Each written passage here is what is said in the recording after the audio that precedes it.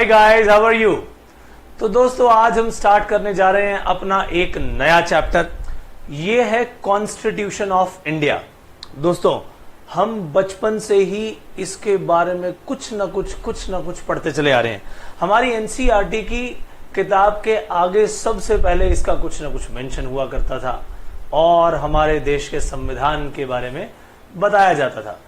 हो सकता है कुछ लोगों ने उसे ध्यान से पढ़ा हो, कुछ लोगों ने ध्यान से ना पढ़ा हो, लेकिन दोस्तों हमारे देश का संविधान ही बताता है, our constitution tells us that how our country should work, whatever is to be done by the country, how it is to be done. इस देश में कैसे लोगों ने क्या करना है, क्या तरीका है, वो सब हमारे इस कॉन्स्टिट्यूशन में लिखा है। जी हां, तो देखा जाए तो जितने भी लॉज हैं वो सारे के सारे कॉन्स्टिट्यूशन के द्वारा बनाई गई पेरिफेरी के अंदर रह करके बनाए जाते हैं। यानी अगर आपने कोई नया भी लॉ बनाना है, वो सब लॉ इस कॉन्स्टिट्यूशन की पेरिफेरी में रहकर बनाए जाएंगे। That means every other law, what ever it is, what ever, चाहे वो किसी भी चीज से रिलेटेड हो, वो संविधान के द्वारा बताई गई पेरिफेरी के अंदर रहकर बनाया जाएगा। And all those laws should confirm to the constitution of India. So अगर मैं बात करूं अपने कॉन्स्टिट्यूशन की, और सवाल यह है कि कॉन्स्टिट्यूशन आखिरकार है क्या। तो दोस्तों आपने अगर कोई फॉर एग्जाम्पल गेम देखी, क्या हर गेम के कोई रूल होते या नहीं। मान लीजिए आपने क्रिकेट खेला, राइट, क्रिकेट के रूल्स हैं। बैडमिंटन खेला, there are set of rules for badminton also. For every game, you play soccer, rugby, whatever, every game has some set of rules जिसके accordingly वो गेम खेली जाती है, राइट। हम कंपनी लॉ पढ़ते हैं, उसके अंदर मेमोरेंडम ऑफ एसोसिएशन क्या है, वो कॉन्स्टिट्यूशन है कंपनी का। बिल्कुल उसी तरह देश कैसे चलेगा, उसका जो कॉन्स्टिट्यूशन है वो बताएगा कि ये देश कैसे चलेगा, राइट। और देश कैसे चलाया जाता है, देश चलाने के लिए हम अपने वो लोग चुनते हैं, खुद चुनते हैं, जिन्हें हम ठीक समझते हैं कि हां ये हमारे देश को सही दिशा में ले जाएंगे। मैं बात कर रहा हूं दोस्तों गवर्नमेंट की। गवर्नमेंट बनती किससे है, उन सब लोगों से जिनको हम अपने अपने एरिया से चुन कर लाते हैं और उसको वोट करते हैं। तो असल में वो जो गवर्नमेंट बनाई है वो हम लोगों ने ही बनाई है, और वो गवर्नमेंट बनाने का तरीका कहां दिया हुआ है, हमारे इस कॉन्स्टिट्यूशन में। कॉन्स्टिट्यूशन ही बताता है कि देश की जनता और देश की गवर्नमेंट ये कैसे काम करेंगे, आपस में इनकी क्या रिलेशनशिप होगी। और हमारे देश में तो दोस्तों गवर्नमेंट भी दो लेवल्स पर है, एक है सेंट्रल लेवल पर और दूसरी स्टेट लेवल पर। तो वो जो दो गवर्नमेंट है वो आपस में बिहेव कैसे करेंगी, उनका आपस में कैसा रिलेशन है, वो सब भी कॉन्स्टिट्यूशन के द्वारा ही बताया जाता है। और हमारे देश का कॉन्स्टिट्यूशन दुनिया का सबसे बड़ा कॉन्स्टिट्यूशन है दोस्तों। जाहिर सी बात है, क्यों भाई, क्यों? क्योंकि जितनी वैरायटी हमारे देश में है दोस्तों, लैंग्वेजेस की, लोगों की, आपस में बात करें तो हमारे जितने रिलीजन्स हैं, एक ही देश में अनेकता में एकता दिखती है दोस्तों। और उसके पीछे जो वो बीज है, जो कारण है, वो हमारा कॉन्स्टिट्यूशन है दोस्तों, राइट। सो जब मैंने कहा कि सारे के सारे लॉज जब बनेंगे they should confirm to the constitution of India, that means असल में देखा जाए तो हमारे देश का सुप्रीम लॉ एक्चुअली ये कॉन्स्टिट्यूशन ही है। रादर किसी भी देश का कॉन्स्टिट्यूशन उस देश का सुप्रीम लॉ होता है, right. That means all other laws have to conform to the constitution, have to, right, उसके अकॉर्डिंगली ही बनाए जाते हैं। और मैंने जैसे बताया कि देश की जनता, देश में रहने वाले सिटीजन्स एंड द गवर्नमेंट, उनके बीच का रिलेशन और गवर्नमेंट्स का आपस में रिलेशन, ये भी सब कौन बताता है दोस्तों, हमारा ये constitution. So the constitution contains laws concerning the government and its relations with the people. people living in that very country, right? अब जब मैंने कहा कि भाई कॉन्स्टिट्यूशन बेसिकली क्या करता है, अपने एस्पेक्ट्स तो दोनों मैंने बता दिए। दो मेन एस्पेक्ट्स हैं। क्या बताता है? Relationship between different levels of government. जब मैं डिफरेंट लेवल्स की बात करता हूं, that means we are talking about central government and state governments. तो उनके आपस के बीच के क्या रिलेशंस होंगे दोस्तों, वो भी सब कहां बताए जाएंगे? वो बताए जाएंगे हमारे इस कॉन्स्टिट्यूशन में।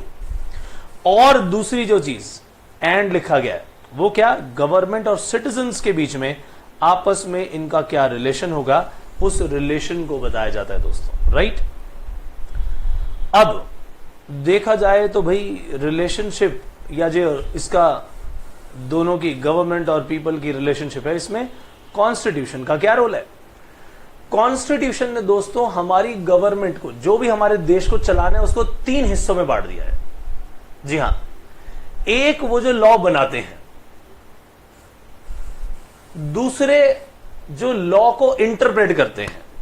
इंटरप्रेट करने का मतलब कि आखिरकार लॉ बनाने वाले ने क्या सोचकर वो लॉ बनाया, और जो लॉ बनाया गया है उसके पीछे क्या इंटेंशन रही, उसको क्लियर करना, उसको बताना कि असल में बात ये थी, इसीलिए लॉ बनाया गया, तो ये सही है और ये गलत। तो लॉ बनाने वाले अलग हैं, उस लॉ को इंटरप्रेट करने वाले अलग हैं, और उस लॉ को एनफोर्स करवाने वाले अलग हैं। तो दोस्तों, लॉ बनाने वाले जो हैं वो है लेजिस्लेटिव, गवर्नमेंट का वो हिस्सा जो लॉज बनाएगा वो है लेजिस्लेटिव, लॉ बनाता है। दूसरा, उन लॉ को इंटरप्रेट करने वाली है जुडिशरी, ये इंटरप्रेट करती है लॉज को। और तीसरा है एग्जीक्यूटिव, जो कि उस लॉ को एनफोर्स करवाते हैं। तो पूरे देश में गवर्नमेंट और पीपल, ये 2 पार्ट्स हैं। इन दोनों के बीच के रिलेशनशिप की बात करूं दोस्तों, तो इन रिलेशन को ये कॉन्स्टिट्यूशन जो है, इन रिलेशन को मेंटेन करने में हेल्प करता है। रिलेशन कैसा होगा, क्या होगा, ये सब हमारा कॉन्स्टिट्यूशन ही बताता है दोस्तों। सो देखा जाए तो कॉन्स्टिट्यूशन एक सुप्रीम लॉ होने के साथ साथ वो करता क्या है, वो हमारे देश को कैसे चलाना है, देश में रहने वाले लोग और उस देश को चलाने वाली गवर्नमेंट, उनके बीच के रिलेशनशिप को भी तय करता है। कैसे?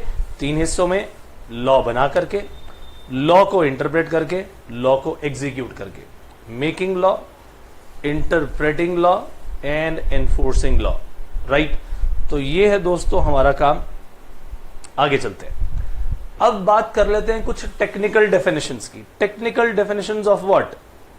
टेक्निकल डेफिनेशंस ऑफ कॉन्स्टिट्यूशन कि आखिरकार अगर हम बात करें कि कॉन्स्टिट्यूशन का मीनिंग क्या है, तो उसकी कहीं ना कहीं डेफिनेशंस भी दी हुई होंगी, राइट? मैं उन टेक्निकल डेफिनेशंस को डिस्कस करने वाला हूं, और एट द एंड आपको पता चल जाएगा कि हां, असल में कॉन्स्टिट्यूशन यही है, राइट? डेफिनेशन भी हमें हेल्प करेगी।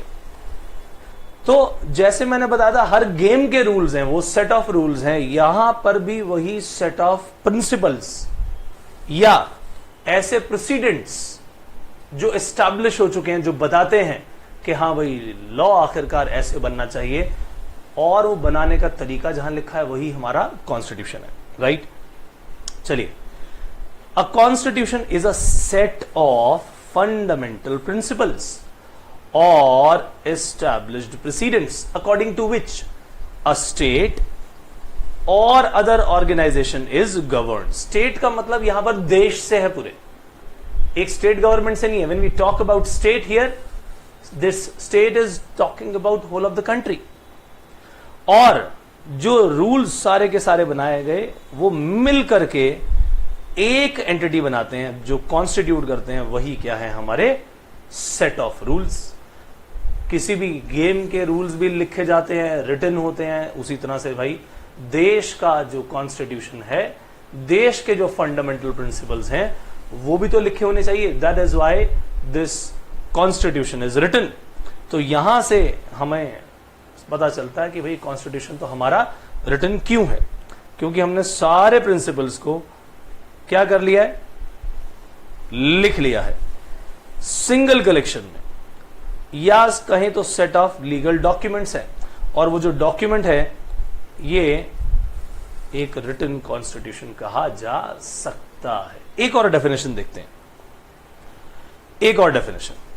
सो the document containing laws and rules, वही बात बताई जा रही है, विच डिटर्मिन एंड डिस्क्राइब, वो लॉज जो कि डिटर्मिन करते हैं या डिस्क्राइब करते हैं किसे, द फॉर्म ऑफ गवर्नमेंट, कि गवर्नमेंट है तो कैसी है, और साथ ही साथ उस गवर्नमेंट के और उस देश में रहने वाले सिटीजन्स की रिलेशनशिप को, वो जो ये बताए, जो रिटन लॉज रिटन रूल्स बताएं, वही क्या है, कॉन्स्टिट्यूशन। तो हमारे देश का कॉन्स्टिट्यूशन भी रिटन है दोस्तों, जी हां, रिटन कॉन्स्टिट्यूशन। पैट्रिक हेनरी, जानी मानी हस्ती, उनकी ऑब्जर्वेशन क्या थी दोस्तों, जो कॉन्स्टिट्यूशन है ना, अब आपको लगेगा यार जो गवर्नमेंट है, गवर्नमेंट एक्चुअली रिस्ट्रिक्ट कर रही है पीपल को कि आपको कैसे चलना है। ऐसे ही लग रहा होगा कि कॉन्स्टिट्यूशन के हिसाब से देश चलेगा, देश चलाने वाली गवर्नमेंट होगी, और जिनको चलाया जाएगा वो सारे के सारे लोग होंगे, यानी रहने वाले सिटीजन्स। माय डियर फ्रेंड्स, ऐसा नहीं है। यहां तो डेमोक्रेसी है दोस्तों, यहां तो जो लोग हैं उन्होंने ही इस देश को बनाया, इस कॉन्स्टिट्यूशन को भी बनाने वाले लोग हैं। ये कैसे पता चलेगा, हम जब अपने इस कॉन्स्टिट्यूशन के प्रियम्बल की बात करेंगे, वहां पर आपको पता चलेगा दोस्तों कि हमारे देश के लोगों ने मिलकर ही बनाया, हमारे रिप्रेजेंटेटिव ने बनाया। उस रिप्रेजेंटेटिव को चुना किसने, हम लोगों ने, राइट। और जब ये इलेक्शंस होते हैं दोस्तों, तो भी हम अपने ही रिप्रेजेंटेटिव को चुन करके आगे भेजते हैं कि आप हमारे राइट्स का ख्याल रखिए, हमारी देखभाल करिए। सो अल्टीमेटली देश की गवर्नमेंट को रिस्ट्रेन करने के लिए यह है कॉन्स्टिट्यूशन, देश में रहने वाले लोगों को रिस्ट्रेन करने के लिए नहीं है ये, right. So the constitution is not an instrument for the government to restrain people, rather it is an instrument for the people to restrain the government। यहां पर मैं रादर अपनी तरफ से ऐड कर देता हूं, राइट। हालांकि इसकी जरूरत नहीं है, फिर भी क्लैरिटी आपको और आ जाएगी। एक बार दोबारा पढ़ लीजिएगा। So the constitution is not an instrument for the government to restrain the people, rather it is an instrument for the people to restrain the government, right. तो दोस्तों ये थी कहानी हमारी किसकी, कि आखिरकार कॉन्स्टिट्यूशन होता क्या है, राइट। एक बार आपको यह समझ में आ गया कि कॉन्स्टिट्यूशन है क्या, रिटन में सेट ऑफ रूल्स हैं जो कि गवर्नमेंट और गवर्नमेंट का रिलेशन बताते हैं, जैसे कि सेंटर और स्टेट। ये गवर्नमेंट और रहने वाले सिटीजन के बीच की रिलेशनशिप को भी तय करते हैं। गवर्नमेंट किस तरह से इन लॉज को, रूल्स को बनाएगी, समझाएगी, चलाएगी, उसको भी 3 पार्ट्स में डिवाइड कर दिया गया, राइट। और वो कौन कौन से थे, एक जो लॉ बनाता है, दूसरा जो इंटरप्रेट करता है, और तीसरा जो क्या करता है, तीसरा वो जो उन लॉज को एग्जीक्यूट कराता है। So legislative, judiciary and executive, right. तो दोस्तों उसी के साथ ही हमारा ये सेशन समाप्त होता है। इसके समाप्त होने का मतलब यह है कि हमने एक पॉइंट सीखा है बस, कि कॉन्स्टिट्यूशन आखिरकार है क्या। और अगले सेशन में हम बात करेंगे अपने और नए टॉपिक्स की, जो कॉन्स्टिट्यूशन को और आगे समझाएंगे, राइट। तब तक के लिए इजाजत दीजिए, मुझे फिर मिलेंगे, बाय बाय।